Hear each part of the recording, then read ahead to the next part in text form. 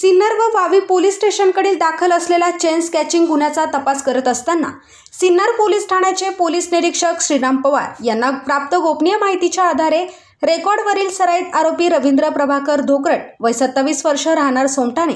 तालुका सिन्नर जिल्हा नाशिक, किरण मनोज पटेल वय 27 वर्ष राहणार ब्राह्मणवाडे तालुका निफाड जिल्हा नाशिक, सागर रवींद्र कदम वय 27 वर्ष राहणार कदममळा सोमठाणे तालुका सिन्नर जिल्हा नाशिक यांना ताब्यात घेऊन त्यांच्याकडून विचारपूस केली असता त्यांनी 309(6) प्रमाणे गुन्हे केल्याची कबुली दिली आहे। सदर गुन्ह्याचे तपासादरम्यान त्यांच्याकडून एकूण 2,48,095 रुपयाचा मुद्देमाल हस्तगत करण्यात आला असून अशा प्रकारे सदरच्या आरोपिताकडून वरील गुन्हे उघडकीस आले असून त्यांच्याकडून चोरी गेलेले दागिने, गुन्हे करताना वापरलेली मोटारसायकल,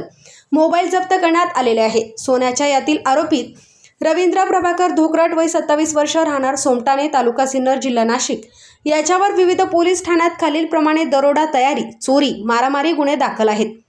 त्याच्यावर Sinnar police station, Sinnar MIDC, Kopargaon taluka police station, Kopargaon शहर पोलीस स्टेशन, वावी पोलीस स्टेशनला विविध गुन्हे दाखल आहेत। सदरची कामगिरी पोलीस अधीक्षक डॉक्टर DS स्वामी, अप्पर पोलीस अधीक्षक श्रीमती विमला S, नाशिक ग्रामीण उपविभागीय पोलीस अधिकारी KK पाटील यांचे मार्गदर्शन व सूचनाप्रमाणे सिन्नर पोलीस ठाण्याचे पोलीस निरीक्षक श्रीराम पवार यांच्या आदेशान्वये पोलीस उपनिरीक्षक दादासाहेब गाडवे, गुन्हे शोध पथकातील पोलीस अंमलदार नितीन डावकर, विनोद टिळे, कृष्ण कोकाटे, प्रशांत सहाने, आप्पासाहेब काकड यांनी केली आहे। SN न्यूजसाठी संपादकीय विभाग।